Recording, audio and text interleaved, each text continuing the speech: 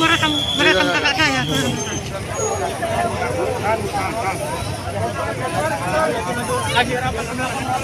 Pak, merekam kakak saya. Pak Jokowi. Sabar, sabar.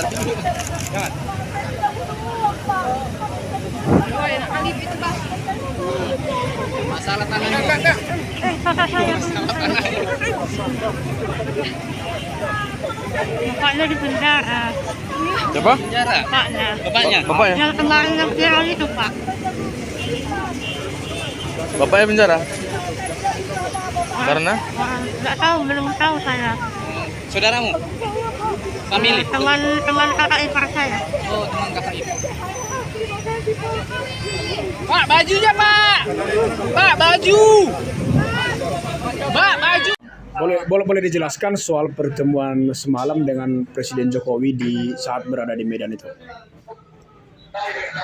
Saya kan tahu ada acara HPN di Medan kan, dan itu acaranya ada di Gedung Serbaguna Pemprov Su. Ya. Jadi saya dapat info dari teman saya yang di Jakarta, kebetulan dia juga wartawan, tapi dia nggak hadir di situ. Ya.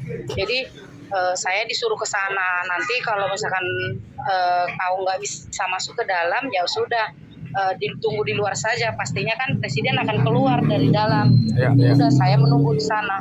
Nah, ketika beliau sudah keluar, ya saya langsung panggil beliau, saya panggil berteriak, terus beliau dengar, ya saya dipanggil gitu, saya jumpain, saya ngomong, saya bilang ayah saya hari ini di penjara, sampai hari ini masih di penjara. Siapa yang penjarakan gitu? Saya bilang TPL, Pak. TPL itu apa? Indorayon di Kabupaten Toba, saya dari Kabupaten Toba, Pak. Saya bilang gitu. Oh gitu.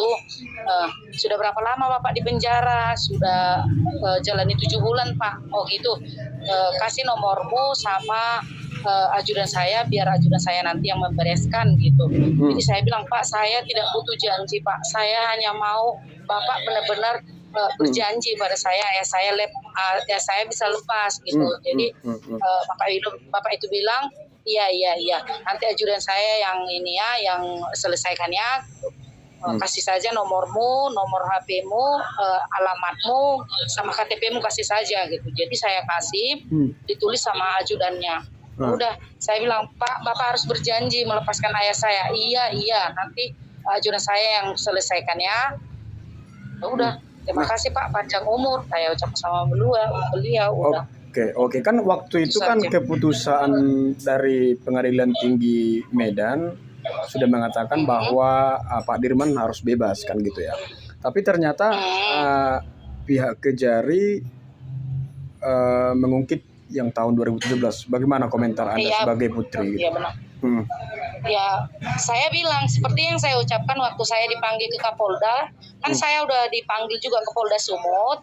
Saya bicara langsung dengan beliau, saya bilang, oke, di tahun 2017 kalian mengatakan berdasarkan ini hasil penyidikan gitu kan, karena memang saat itu waktu pertemuan saya semalam di Polda Sumut ada tim penyidik juga dari Polres Toba kan. Saya bilang, oh berarti kalian yang tim penyidik ya. Saya mau bilang, oke, di kasus tahun 2017 kalau memang ayah saya bersalah, kenapa coba kalian harus menunggu 5 tahun dulu baru kalian eksekusi? Saya bilang, baru jaksa mengeksekusi. Saya bilang, oke, jaksa itu berhak mengeksekusi kasus itu kapan saja mereka mau. Tapi itu nggak masuk akal juga.